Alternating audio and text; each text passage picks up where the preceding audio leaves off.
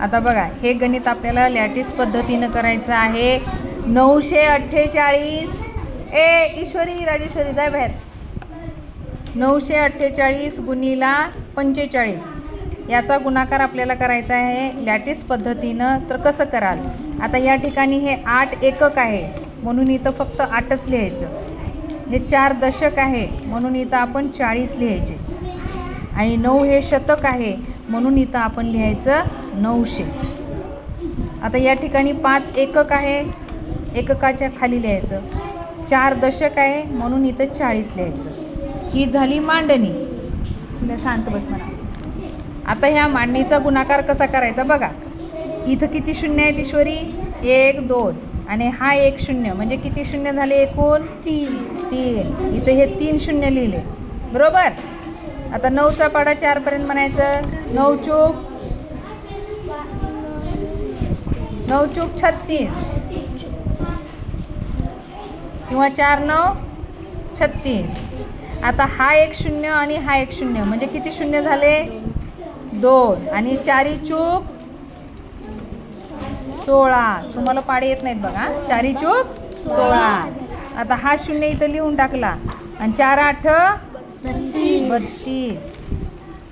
आता ह्या 5च्या समोर इथं वर 2 शून्य येते, आरामात 2 शून्य खाली घ्यायचे. 5 9 45. आता हा वरचा शून्य खाली घेतला. 5 चूक 20. आता 5 8 40. ही झाली मांडणी. आता काय करायचं? ह्या एक एक संख्या इथं लिहून घ्यायच्या. गडबड करायची नाही. 36,000 सुट्टे सुट्टे अंक लिहायचे. नंतर घ्यायची 4500 म्हणजे 4500. हे 4500. नंतर 1600. नंतर 200. नंतर 320 आणि नंतर राहिले 40.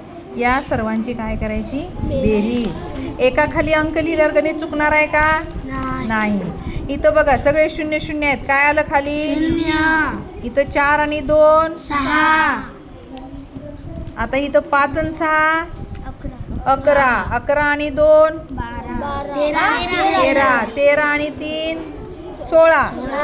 16ला 6. 5ला 6 आणि 1 7 आणि 4 11. 11 आणि 1 12. 12ला 5ला 3 आणि 1 4. उत्तर आलं 42,660. तर ह्या गणिताला लॅटिस पद्धत असं म्हणतात. कोणती पद्धत म्हणायचं? समजलं सर्वांना? ओके.